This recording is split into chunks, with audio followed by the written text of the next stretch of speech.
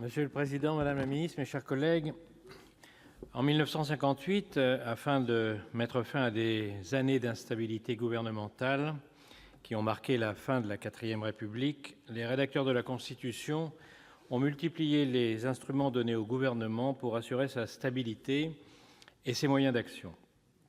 Ainsi, le Parlement s'est vu, dès la naissance de la Ve République, limité dans sa fonction législative. L'un des objectifs affichés de la révision constitutionnelle du 23 juillet 2008, qui a nécessité la modification de plus de la moitié des articles de la Constitution, a été de renforcer ce Parlement législateur en passant tout à la fois par une réappropriation de la procédure législative par les deux assemblées et par une revalorisation de la norme législative.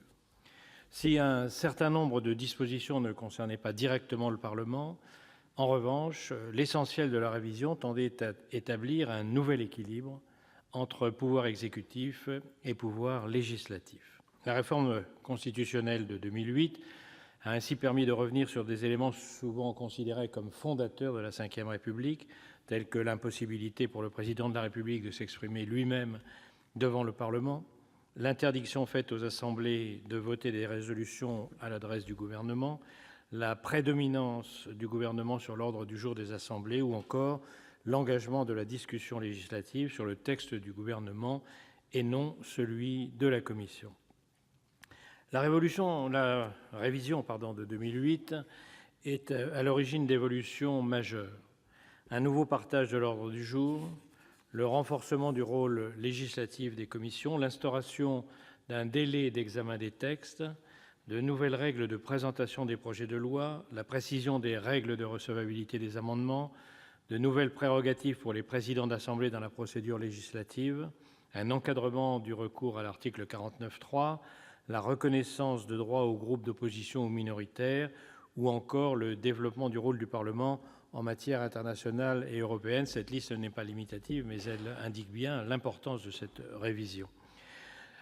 De plus, ce n'est pas seulement le rôle législateur du Parlement qui a été renforcé à cette occasion, mais également le Parlement contrôleur. Néanmoins, je crois que nous pouvons admettre collectivement que nous ne nous sommes pas approprié l'ensemble des moyens constitutionnels à notre disposition en ce qui concerne la fonction de contrôle du Parlement. Avec la révision qui s'annonce cette année, nous avons une occasion de conforter le travail de rééquilibrage des institutions commencé en 2008. La semaine dernière, Madame la ministre, vous avez présenté le projet de loi constitutionnelle pour une démocratie plus représentative, responsable et efficace. Nous partageons avec le gouvernement et avec le président de la République ce triple objectif. Le texte présenté constitue l'aboutissement d'une annonce faite par le président de la République à l'ensemble des parlementaires réunis en Congrès le 3 juillet 2017. Néanmoins, ce projet de loi constitutionnelle soulève plusieurs interrogations quant à l'équilibre nouveau trouvé en 2008.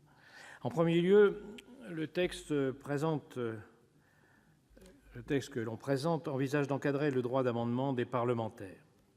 La limitation d'un tel droit conduirait à un renforcement de la prédominance du pouvoir exécutif, et cela risque d'ailleurs de poser un problème constitutionnel, puisque le droit d'amendement est une liberté fondamentale des parlementaires qu'une jurisprudence constante du Conseil constitutionnel a eu à cœur de garantir. Contraindre davantage cette liberté limiterait un droit consubstantiel au mandat parlementaire, qui est le sens même de la fonction du législateur, même s'il faut bien considérer que parfois des amendements présentés sont extrêmement éloignés des débats et qu'il peut être opportun de trouver des solutions à ce problème. Ensuite, il est proposé de modifier le fonctionnement de la navette parlementaire. En cas de désaccord avec le Sénat, l'Assemblée nationale ne serait plus amenée à se prononcer sur la version sénatoriale. Évidemment, l'objectif final est d'avoir une loi bien construite, bien travaillée, et je crois que l'importance du Sénat dans cet exercice n'est plus à démontrer. Enfin, même si l'on peut comprendre le désir de l'exécutif de vouloir modifier le principe de l'ordre du jour partagé en permettant au gouvernement de le fixer prioritairement dans certains cas, cela ne peut pas se faire au détriment du rôle même des assemblées. Il en va du nécessaire équilibre institutionnel instauré par la réforme constitutionnelle de 2008. Le permettre constituerait et conduirait à accorder au pouvoir exécutif une prérogative qui, à mon avis, prédominerait excessivement sur celle du Parlement. Madame la ministre, mes chers collègues, si la volonté du Gouvernement de vouloir répondre aux attentes de nos concitoyens en rationalisant davantage le fonctionnement du Parlement est louable et souhaitable, nous sommes tous attentifs concernant les points que je viens d'évoquer et qui ont été évoqués par d'autres avant moi, et des discussions seront nécessaires tout au long de cette procédure parlementaire. Le groupe Les Indépendants y prendra pleinement sa part lors des prochains débats parlementaires, tout en restant ouvert à l'idée d'une plus grande célérité et d'une plus grande efficacité des travaux parlementaires. Exécutif et législatif ont tous deux le même objectif, la réussite de la France. Je vous remercie.